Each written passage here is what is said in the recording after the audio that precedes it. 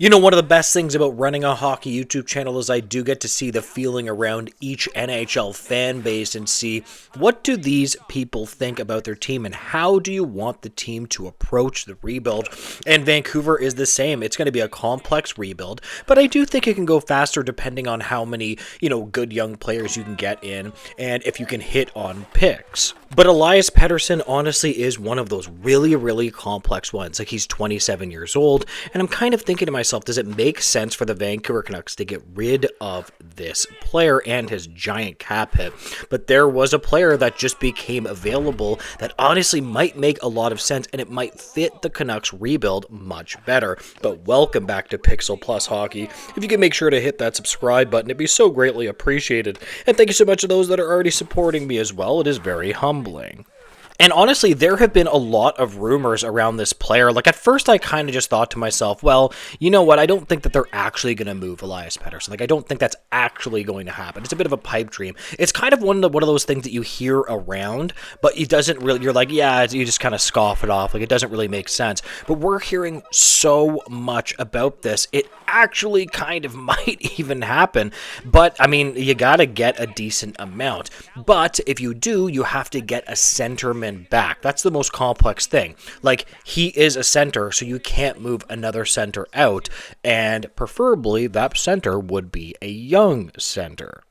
Because what the Vancouver Canucks need to do is acquire players that are within their early 20s, or prefer 18 to 22 to 23. Once you start getting into mid to late 20s, the question then becomes, like, does that player even fit the rebuild? And then we have the Seattle Kraken. Enter the Seattle Kraken. They've had a decent season. They're actually in the same division as the Canucks, and they are fourth place in the Pacific Division with 53 points. Who knows if they're going to make the playoffs, but this seems like a team that is trying to make some moves and trying to make things happen. Would Elias Pettersson be willing to go there? You might be able to convince him. Because let's not forget, Pettersson 25-26 has a no movement clause, so it is going to be a little bit complex, but perhaps this is a player that you certainly could, convince. Now, then that goes back to Seattle. What player do they have that's available, that's a center, that's young, that might be available? And then we go back to Shane Wright.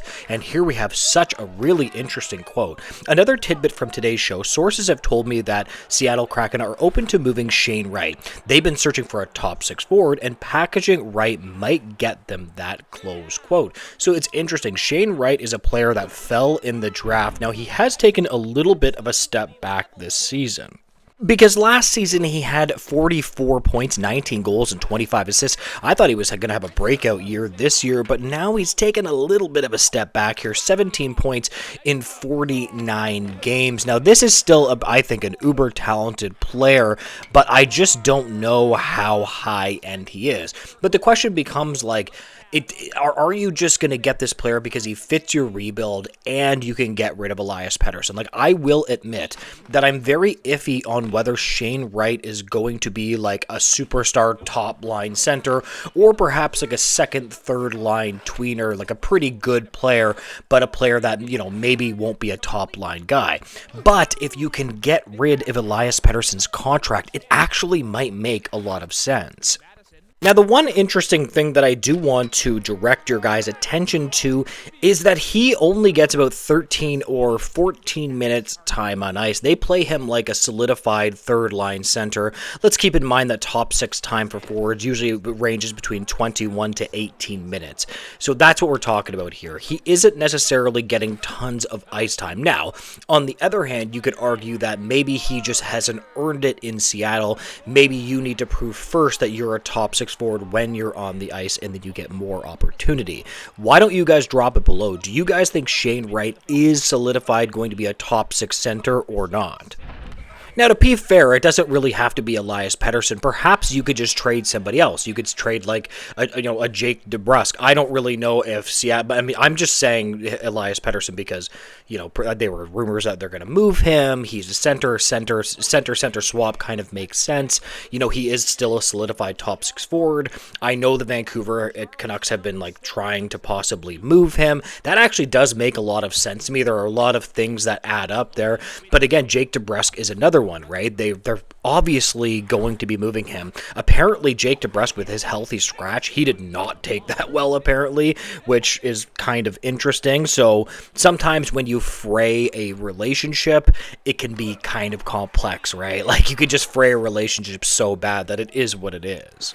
I will not lie, though, when it comes to Shane Wright, just to finish off the Shane Wright thoughts, I'm really on the fence with this one. If they can get a good deal and move out a contract that they don't want, it might actually make sense. You just have to be prepared for the rebuild to maybe even take a little bit longer, but honestly, that's probably what the Canucks need. To me, they need a full ground-up rebuild, so this is perfectly fine to me, as long as the Vancouver Canucks can get a contract off their books that they don't want.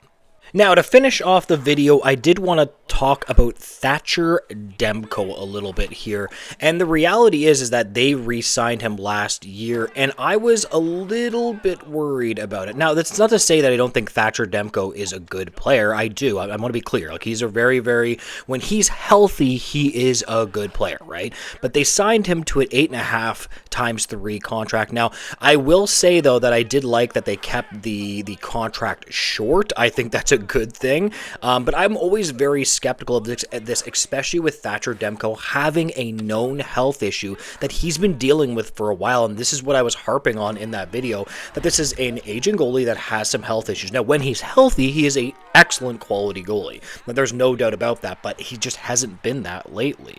The reality is when a guy has an 897 save percentage, you need more than that for $8.5 million, period. And here we have a really, concerning quote around Thatcher Demko. Quote, "It looks like they're closing in on an underlying problem that has caused his issues over the last 2 or 3 years," close quote. Well, Diwali Sports updated the latest he is hearing on Thatcher Demko's most recent injury, close quote. Okay, this is what I was saying. What I was saying is that he clearly seems to have something that's nagging him for a while. And again, this was last year, too. He had something that was nagging him for a while. It's not been, just a short-term thing. And this is what concerned me. My analysis when it came to Thatcher Demko was very clear. If he is healthy, it's going to be a good contract. He's going to throw up a 910 to 918 save percentage or something like that, which is excellent. And I have no problem paying if I know a goalie is going to perform. What worries me is when goalies start having these nagging hip and groin and knee issues. That's when I'm uh-oh, that's not really good, because that can just go on for a long time. So that is obviously concerning me about Thatcher Demko, and let's hope, especially with that contract, that they may be able to find a way out of it, or maybe he can just be a veteran for veteran leadership as they rebuild, something like that. Anyways, guys, I just wanted to talk about all of that. If you could make sure to like, comment, and subscribe, I would greatly appreciate it, guys, and make sure to have a great day. Goodbye, guys.